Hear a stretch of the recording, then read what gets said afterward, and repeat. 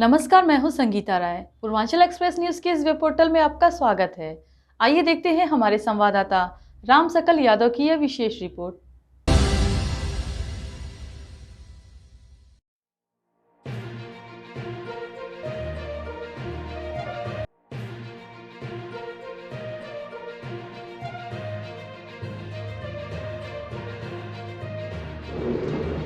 आजमगढ़ के रोडवेज परिसर में बुधवार को ईपीएस 95 संघर्ष समिति की मंडल स्तरीय बैठक का आयोजन कर पेंशन समस्या को लेकर सरकार की नीतियों पर निशाना साधा गया।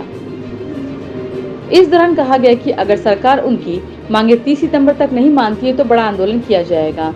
इसके अलावा आने वाले विधानसभा चुनाव में भारतीय जनता पार्टी का विरोध किया जाएगा। संघर्ष समिति के मंडल अध्यक्ष ओमकार नाथ तिवारी ने कहा कि वह यूपीएसआरटीसी के रिटायर है। इसी प्रकार से तमाम निगम व मिल से लाखों कर्मचारी रिटायर हुए हैं। उन्होंने 35 से 36 वर्ष तक विभाग की सेवा की है। प्रत्येक महीने उनके वेतन से 441, 540, 780, 1200 और 1800 ईपीएफ में जमा होता था। कुल मिलाकर यह लाखों करोड़ रुपए है। लाखों कर्मचारियों का पैसा जमा हुआ, लेकिन उनको 1000 या 2000 देकर पेंशन की कोरम को पूरा किया जाता है। खुद उनको 2650 रुपए मिलता है, जो उनकी और उनकी पत्नी के सम्मानजनक जीवन निर्वाह के लिए बहुत कम है।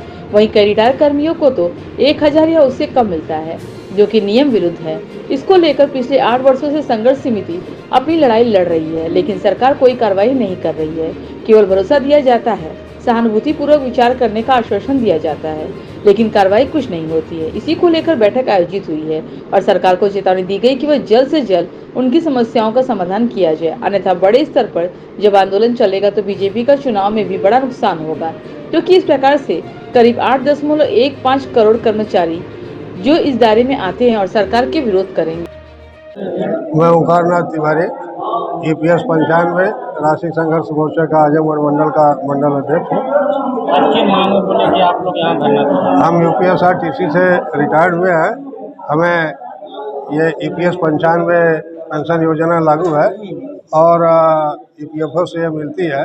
हमने 35 साल 36 साल सेवा करी और उसमें हर महीने 441, 540, 780, 1200 और 1800 पेंशन फंड में हमारा जमा हुआ।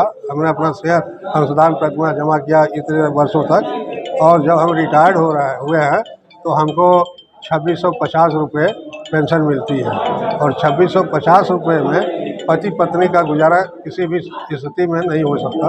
और इतना हम लोगों का 15-20 लाख रुपये सिर्फ मेरा कहिए और इस तरह से हर कर्मचारी का ईपीएफओ में जमा है।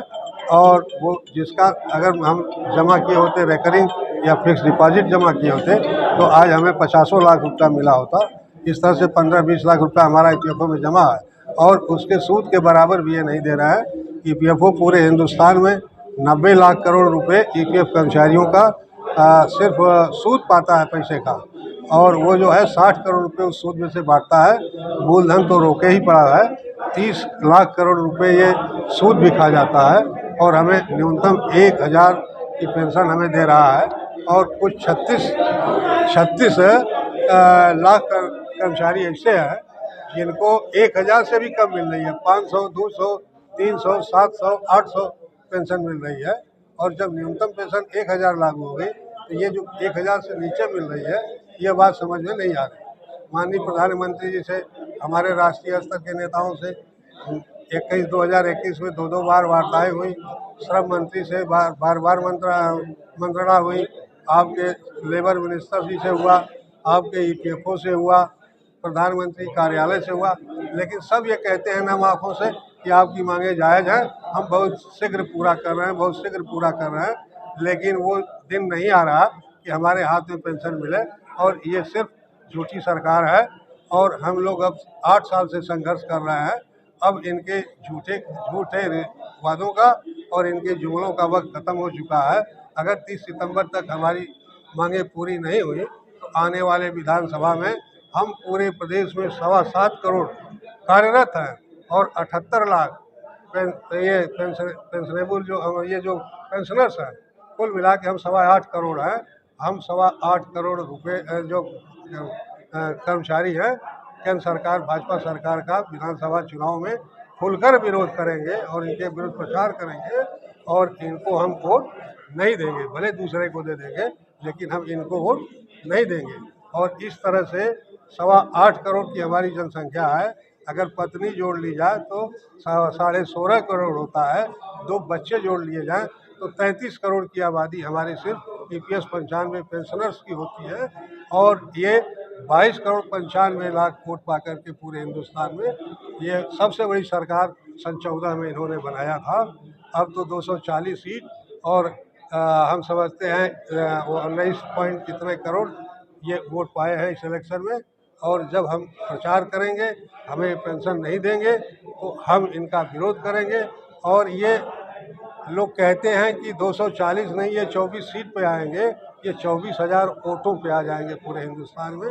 हम इनका विरोध करेंगे और ये हमारा काम करेंगे तो हम इनका काम करेंगे। ये हमारा काम नहीं करेंगे तो हम इनका काम।